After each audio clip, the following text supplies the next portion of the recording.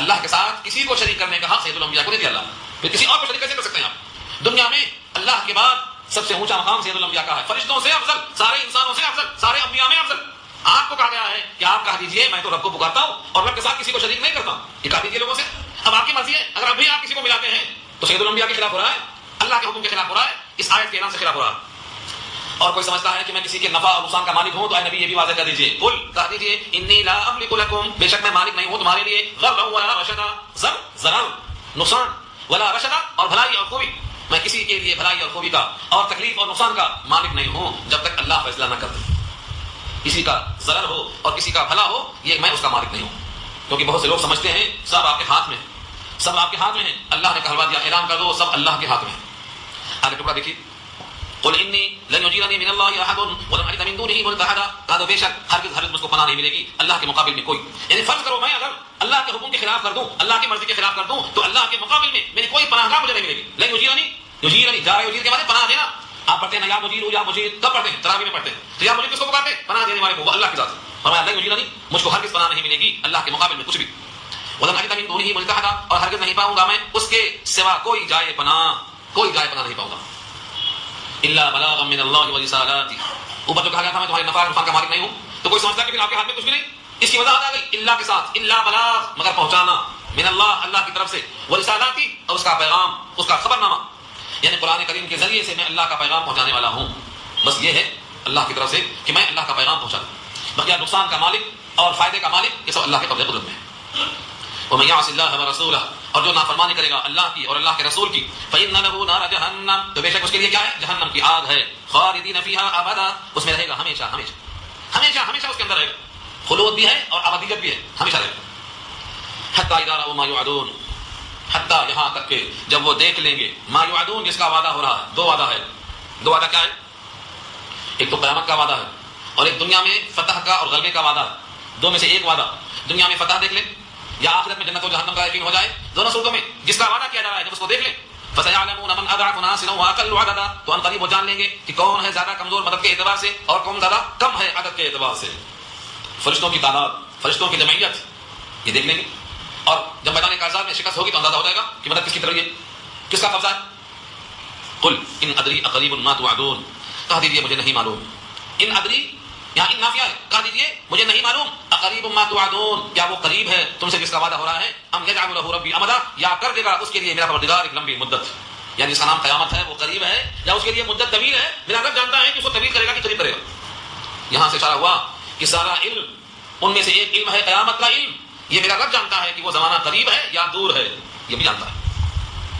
اکثر و بیشتر لوگ جانتے ہیں، قیامت کا علم کسی کو نہیں معلوم، بلکہ اب سن لو یہاں اسی کا اشارہ ہے، ایک طویل بحث ہے، قیامت کا علم کسی کو نہیں۔ جبریل امین نے نبی صلی اللہ علیہ وسلم سے پوچھا متی الساعۃ قیامت کب آئے گی؟ آپ نے کہا مل مسئول عنہا بأعلم من السائل، جس سے پوچھا جا رہا ہے وہ بھی سوال کرنے والے سے زیادہ نہیں جانتا اس معاملے میں، تو جبریل کو بھی نہیں معلوم، جو لانے والے ہیں اور جن پر پہنچنے والا ہے ان کا جواب یہ موجود ہے۔ اس کا نام حدیث جبریل ہے، بڑی مشہور حدیث ہے، طویل حدیث ہے، اور قرآن کریم میں سورۃ لقمان پارہ 21 میں آئے گا 5 کا علم، 5 چیزوں کا علم کسی کو نہیں معلوم سوائے اللہ کے، ان میں سے ایک یہ بھی ہے قیامت کا علم۔ ان تمام باتوں کو یاد رکھیں گے تو یہ آیت سمجھ میں آئے گی کہ قیامت کا جو علم ہے، جو فیصلہ ہے، یہ مجھ کو نہیں معلوم کہ پروردگار نے قریب رکھا ہے یا اس کو دور رکھا ہے، کیونکہ وہی عالم الغیب ہے، وہی جانتا ہے غیب کی باتوں کو۔ غیب یہ بحث مختصر کروں گا میں، مگر انشاءاللہ جامع ہوگی تاکہ آپ کو سمجھ میں آ جائے کہ آخر لوگوں میں یہ جو بحث آتی ہے تو لوگ بلا سمجھے ہوئے بحث کر لیتے ہیں، بغیر سمجھے ہوئے بحث نہیں کرنا، سمجھ کے سوچنا۔ عالم الغیب غیب کا جاننے والا کس کو کہا؟ جو قیامت کا علم رکھتا ہے وہ ہے عالم الغیب۔ بارش کب ہوگی اور کہاں ہوگی جو جانتا ہے، ہر ماداؤں کے رحم میں کیا ہے وہ جانتا ہے، کس کی موت کب اور کہاں آئے گی جو جانتا ہے وہ ہے عالم الغیب۔ دنیا میں اللہ نے کسی بشر کو یہ علم نہیں دیا کہ کس کی موت کب آئے گی اور کہاں آئے گی، یہ علم کسی کو نہیں دیا کہ بارش کب ہوگی اور کتنی ہوگی اور کہاں ہوگی۔ ایک دو جگہ کا مشین لگا کر کے بادلوں کو دیکھ کے فیصلہ کر لینا یہ تو بہت آسان مسئلہ ہے۔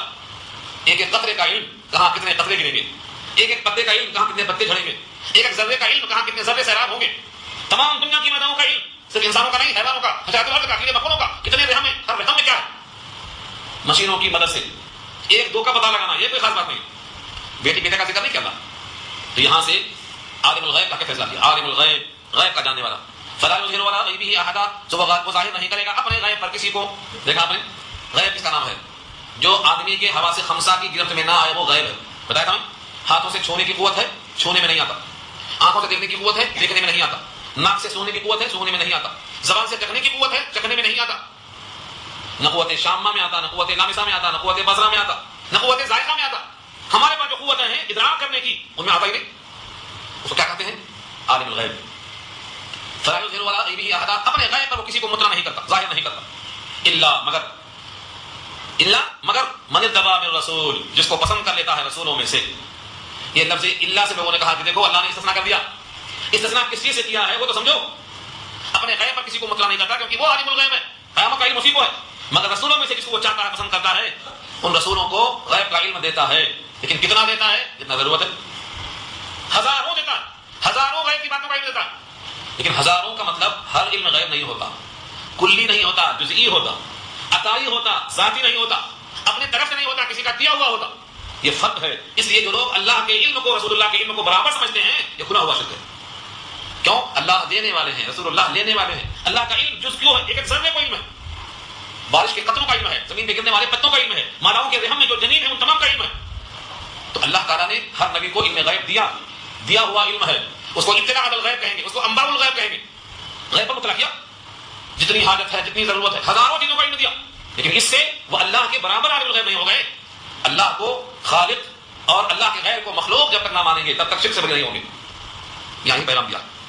الا من اتبع من رسول، مگر جس کو پسند کیا ہے اپنے رسولوں میں سے، فانه يسلك من بين يديه ومن خلفه رصدا، تو بے شک وہ پیغمبر کے آگے اور پیچھے فرشتہ بھیج دیتا ہے. اسلکو چلاتا ہے پیغمبر کے درمیان، یعنی سامنے سے اور پیچھے سے. کس کو؟ رصدا.